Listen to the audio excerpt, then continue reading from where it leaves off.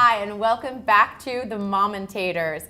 Today we've got a hot topic, very controversial, the unsolicited advice that you get from parents. You haven't asked, so why are they giving it? Ladies, what do you think? Has this happened to you? Do you get some advice you have not asked for? All the time. I think it's the blonde hair and blue eyes, and everyone's like, oh, you must not know what you're talking about. You must not know what you're doing. Let me tell you how to raise your child. And I'm like, excuse me? I'm 31 years old. I have read some books. I would love some books. I have read some books sometimes. I have parents that I can talk to. I have friends. Why are you coming up to me and just giving me this advice? I.e., my son had longer hair. He liked pink, so I let him wear pink and I let him have long hair. It was beautiful, and he's a cute boy, and he does, you know, whatever. I had so many parents telling me, oh, that's really not good for him. He needs to, you know, short that hair. He needs to be in boy colors. People can't tell if he's a boy or a girl. I'm like, this isn't about you. This is about my child and his well-being. Well, but certainly the average person on the street knows better about what's good for him. Right? Than me. I've never met him, but let me tell you what's good for him. What about you? Have you gotten any advice that you didn't ask for? Yeah, I did, and I try. First of all, I am really opposed to unsolicited advice of any kind, and I do my best to just not engage. Do my best to not engage, but one time I had to engage because the person wouldn't back down.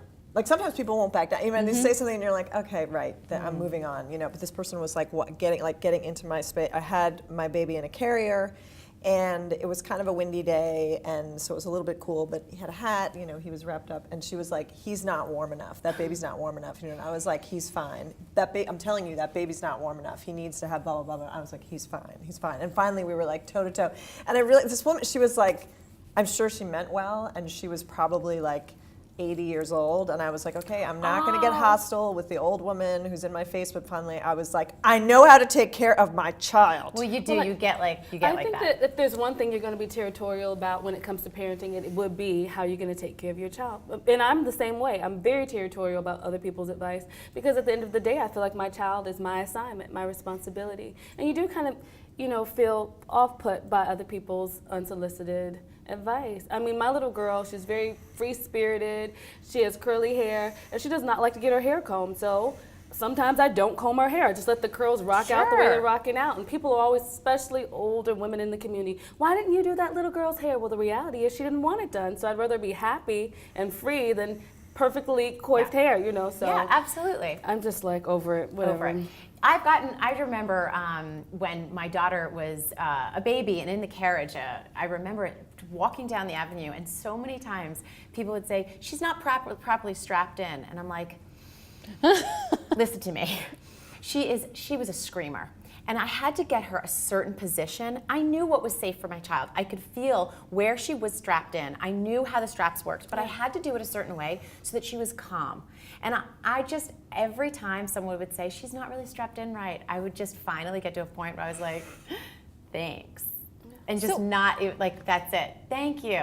And not even say anything back. What is it about it? What is it I that think makes you should say in those people circumstances, do it? just be like, oh, actually, I don't care about the way Thanks don't anyway, care. but I really don't I'm care what hoping happens she to flips her. over onto the street. Thank you. Do you want her? You obviously know better. The reality is you have to do what works for you. Yeah. You have to do what works for you. And I think for the child, like, you know your child better than anybody else knows your child. Like, nobody around, you're with that child all the time for the most part, you know, and you know what they're like. And I just thought my child was so difficult. She screamed all the time. If I got to her to a calm place and I knew the levels of safety, don't tell me that she's not strapped in right. I had a system.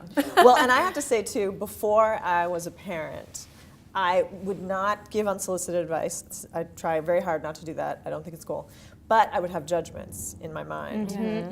What other people don't know, and which I now know, is you are seeing the tiniest snapshot of my day. Yeah. Like, you know, the child screams if this doesn't, you know, it's like, if the child won't wear his hat, like, you have no idea what else I've been dealing with in this 24-hour cycle that you happen to be seeing a snippet of. So do not judge. Don't because go there. The fact that everybody's alive and has clothes on and is fed, period, is like an accomplishment some days. Yeah, and that goes back back to like how you do some things, because sometimes when people give you advice, we do see it as a judgment, but there are some days on the flip side where we may be going through it. Our children may be having temper tantrums in the grocery store, and there may be a mom with a calm demeanor when we're not that may want to come up and buy our child some candy. So we do have to find a balance between, giving them the brush off and just being open to another mother's love. What is it that brings it out in other people? Like, what are they trying to accomplish? I've noticed, like, I've seen a child like not zipped up in the park, and on a really cold day, and I don't think that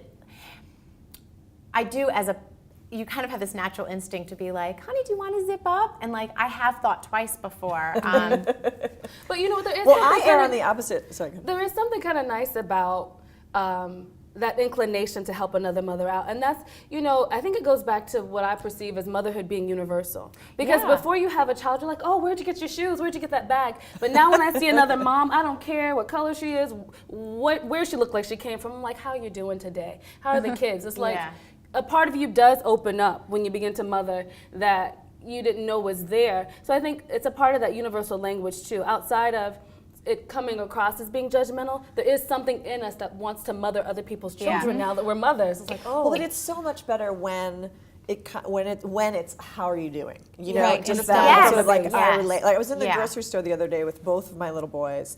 They're 3 and 1.5. So it's like being in the grocery store with chimpanzees, and like trying to.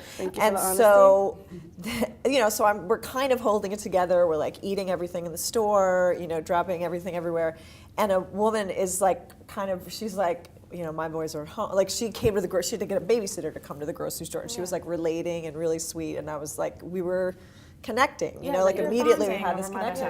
And then she goes, you know what I do when I take them to the grocery store is blah, blah, and I was like, you lost me. You lost me. Moving along. Come on, chimpanzees. So it is about delivery. It's how you come across. Well, and it's genuine care for the mother instead of just, I'm judging you because you're a bad mother. Yes, I had a lot of judgment from a teacher that my daughter had that really just drove me nuts. She would sing like, Mommy, don't forget to tell them to do it, don't ask them. And I was like, ugh. And she'd be like, Mommy, I think that you should ask her what she wants for lunch every day because she's not eating it. And I thought, I know my child. It doesn't matter what I'm giving her for lunch. She doesn't want to eat lunch. I'm just sending it just in case. I can't. The advice from the teachers would drive, unless it's coming from a really nice, really caring place or a place of understanding. Like if you were a mother once too, speak to me as a person that has been there. Common ground. I mean, it's the end of the day, I'm picking up my child, and the teacher is singing to me, telling me what to do and how to treat my child.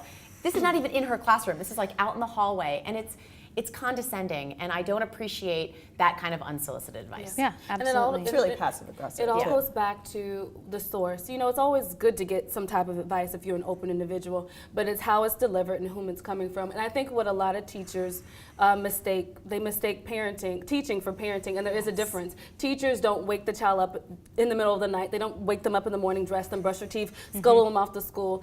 In the classroom, it's a very controlled environment, but parenting is not always controlled. Being a mother is not always in a controlled environment. Is it ever in a controlled environment? And I think that's why Totally sometimes we're in that zone, that mommy zone, and when that outside advice comes in, we're on the defense because we're already in our zone. Yeah. And so that would be annoying. And also, we're also trying to figure out what the right way is for us to parent. And when you're still trying to figure all that out and we're going along, it doesn't feel good when you're getting advice that you didn't ask for because you're still in your mode of let me figure this out. I'm trying to work it out. Because maybe we can all just come to an agreement where it's like, if I need advice, I will ask you for it. But until then, can you just support me and we'll be a unified motherhood, wonderful net of women we can count on instead of people being like, oh, see, I breastfed till he was 2, so your kid's going to be horrible and be a mass murderer because you didn't breastfeed him until he was 2.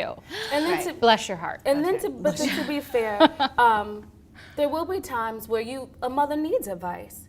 And she may need that extra helping hand, but be so caught up in her own zone that she doesn't acknowledge it, or she's not in a place to receive it. So once again, it comes back to how you give that advice. It's how if you're going to give anything, give it in love. And as a mother, we'll receive that because that's what we do anyway. Give it in love, we love not our judgment. children. Give it in love. That's right. But how do you do that?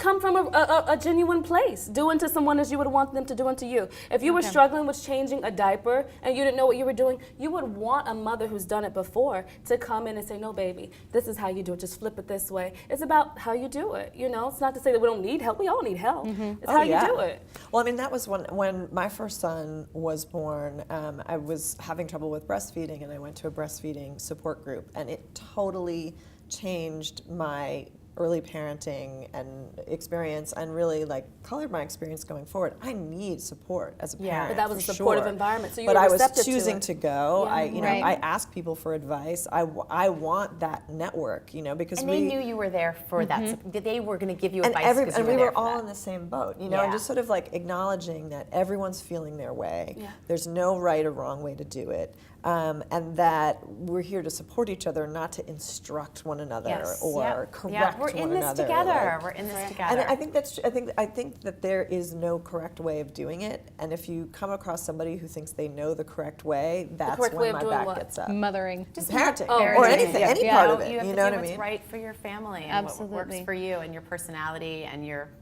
Well, and kid. I know that my child is not at all what I expected. He didn't come with an instruction book, so I am messing up. I am doing the best I can, but I'm trying as hard as I can. And I'm sure you, with more than one child, know that each child is different and each of them is going to be unique. So I think we've got to give each other the benefit of the doubt, that we're all trying to make it. Oh yeah, for sure, absolutely. Well, and I think what's interesting too is that people are willing to, and this is, I don't know, this is maybe more of a controversial topic, but people are willing to sort of make comments or give unsolicited advice about minor things. But if people really see something, like the bottom line is like, my child's welfare is my responsibility. And if you see if you see a child whose like welfare is in danger, that's something. Absolutely. Other than that, like Yeah. don't say anything. Oh, And even if you do, like one time I was walking down the street in New York and I saw a woman just like lean over and slap her child in the stroller and then just keep going. And the child was crying and I was totally horrified. And even then I was paralyzed. Like what could I do? Yeah. Like But if I'm you gonna saw- chase after her. I'm gonna, so like leave me alone about the hats or whether or not they're Yeah, wearing it. yeah. I think it's cultural too, though, because in certain cultures, it's a part. The ideology is it takes a village to raise a family. Like in my family, when you go to a cookout or to someone's home and you walk through the door, the baby is no longer your own. It's everyone's baby. Yep. You can actually get a break, take a Right. nap. So there's a good flip side to it, but it goes back to the base of whether it's coming in love. I know when I walk through the door of my family's house that I can go to sleep and the baby will be fed, taken care of, but there's an atmosphere of love. So it all depends on Yep. the base from which it's coming from. Yep. So I think that we can all agree. We want to parent our own way. We'll ask for advice when we need it. Yes. We've got a little flag we can raise. Help! Help! No. That's a good idea. Right? A little The flag is down, Put it on do the not give stroller. advice. Yeah. Exactly. But in the end, we want to make sure that people are understanding of our boundaries with advice and know that we know what's best for our kid. And we're in this together. Yeah. So thanks. Keep watching. Come back next week. Come back to the Mommentators. Thanks.